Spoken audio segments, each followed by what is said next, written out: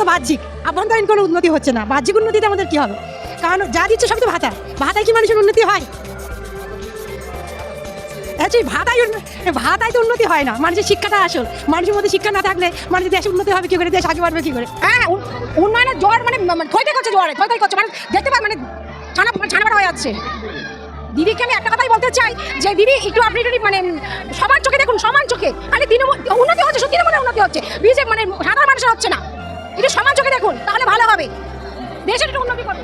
তৃণমূল মানে চোর, চোর ওরা তৃণমূল মানে চোর। কেন মানে দেখতে পাচ্ছেন তো কি হচ্ছে এখানে, পশ্চিমবাংলায় কি হচ্ছে তো দেখতে পাচ্ছেন। পুরো একদম তৃণমূল ওদের যা আছে এসব এসব ওরা সব চোর।